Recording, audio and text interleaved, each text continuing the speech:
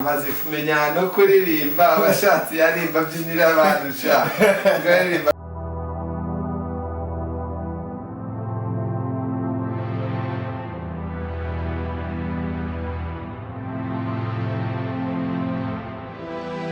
When he needed people the most, that's when everyone turned their back against him. Everyone, including neighbors, friends, relatives and families, all abandoned him when his wife was seriously sick. But guess what? He never gave up. He used whatever strategy possible.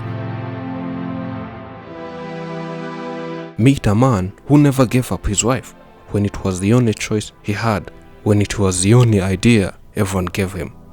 He's a living hero.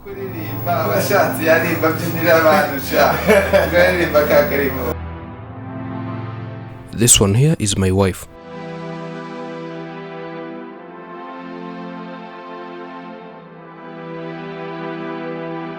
It was a beautiful morning last year.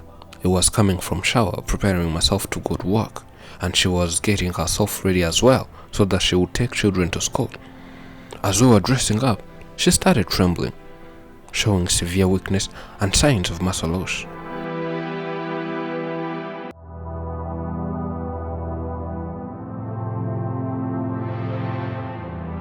From that moment, I didn't know what was going on.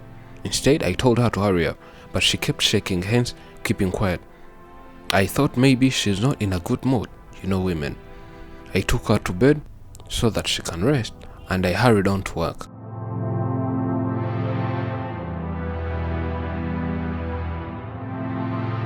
Later that day, children called me by phone and said Mom has died. She's sweating too much. She's easing on herself. I hurried back home and took her to the nearby hospital. She was examined, but doctors said they're not seeing the issue. And I shouted, how comes? Yet she's not even talking. And she's weak the whole body.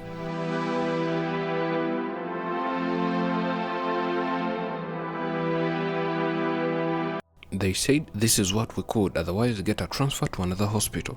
So I went to another hospital, they examined and later gave me results.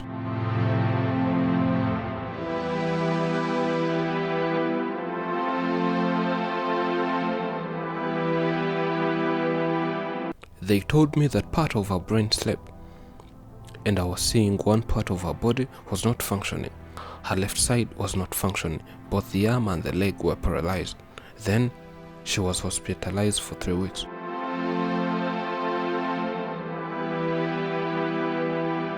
Rero umuntu wanjye nibi byumweru bitatu bishize atituma umuntu akaba no kurya ntabishoboye. And during those 3 weeks she could not eat, not defecate. She did not even move. She did not talk.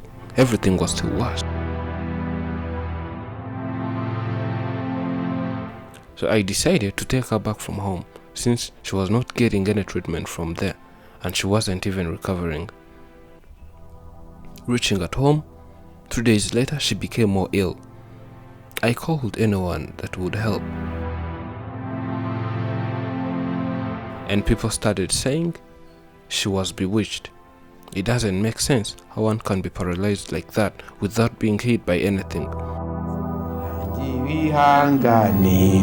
Mwisi nambara ntizizashira dore mu rurembo ngahariya bamarayika baje kudusura.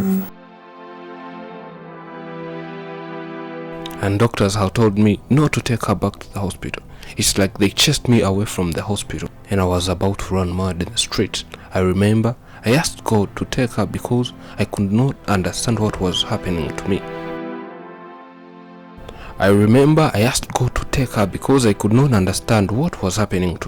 Ever since everyone had abandoned me. Doctors had chased me. I went to a witchcraft. And he gave me kind of drugs in a bottle saying they will awaken my wife's brain. The witch doctor told me that the drug will make her come to normal and start screaming while running, but all in vain. Still nothing happened.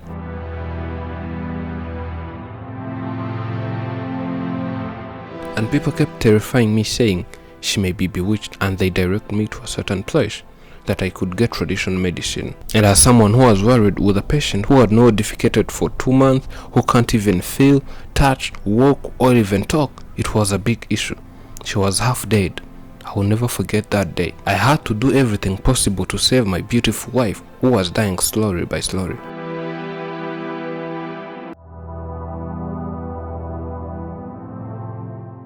I went to that place, talked to those traditional doctors, explained the whole situation and how it all began. They said, worry not, we will take care of her and she will be okay. They showed me the requirements. I fulfilled those requirements, and after 2 days, she now was able to defecate. And that was the first sign I had seen.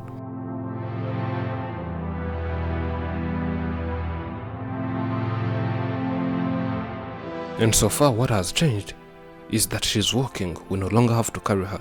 Though she's not walking upright, but as days pass, she will be okay. She's giving us hope.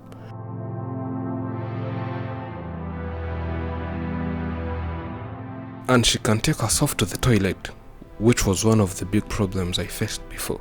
By then things were worse. I had to dress her with pampers so that she could not dirten herself. And by now, she has started talking again. Though she doesn't speak a lot of words, but she says. Ntabwo wari ubizi?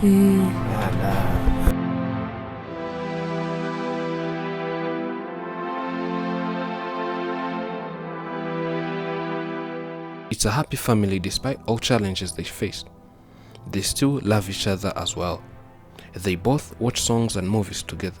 We found them watching TV, and the husband says watching the TV also helps the wife to recover, and sometimes she can try dancing. She likes some cool music, and we sometimes sing together so that she doesn't feel lonely, though the wife recalls a few songs. Wihangane mwisi intambara ntizizashira dore mu rurembo ngahariya bamarayika baje kudusura. By now I think my wife got healed, but trust me, this wasn't easy as you think. Can you imagine even families abandon us? The families told us to handle everything by ourselves.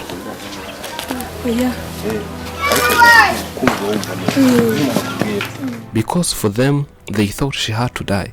But I told myself I won't give up on her, and she's now recovering. It's almost 1 year since she suffered.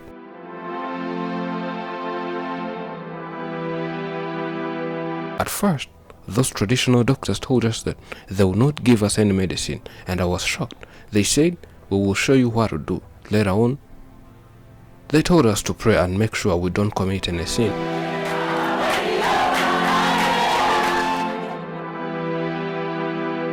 I now rejoice, seeing her recover slowly by slowly. It gives me pure joy. There was a time when both friends, families, and neighbors thought my wife had died. They once gathered here saying they came for a burial, and I was shocked and depressed. By that time, I found even my children grieving. They asked me that everyone is saying Mommy is dead. Is it true? And as a man, I had to come and comfort them, telling Mommy is okay and doing well.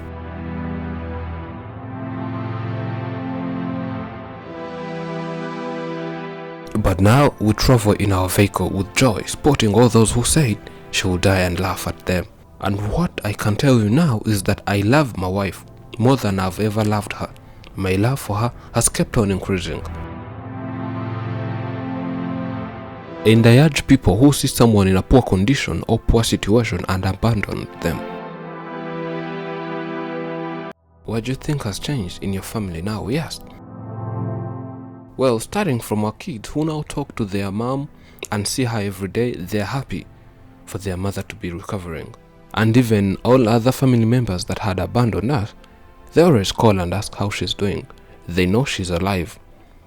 They now feel shame. They thought they would come for a burial, but the story is much different. She's doing well.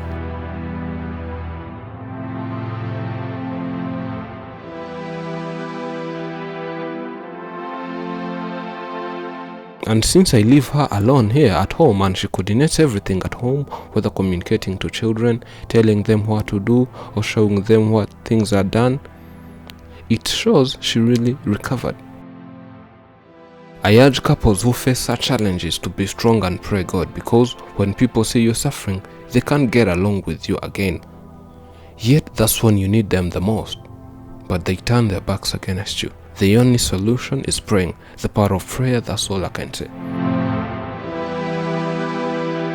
Realize it's okay to feel pain. Let yourself be sad, angry, or any other emotion. Feeling your emotion is as healthy as it's important. Bottling those feelings up will do you harm in the long term and prevent you from being able to process the obstacles in your life and formulate plans to get past them. If you feel like crying, shed a tear. If you feel like screaming, let it out. You can feel those conditions, but you can't live with them forever. Life can be a series of challenges that come in all shapes and sizes. They test our patience, inner strength, and beliefs. These tough times can be hard, but there are ways to deal with them successfully. If you're going through challenging time, you're not alone. Challenges are difficult to overcome. It wouldn't be a challenge if it wasn't tough, or if the solution was obvious and easy. We all go through struggles.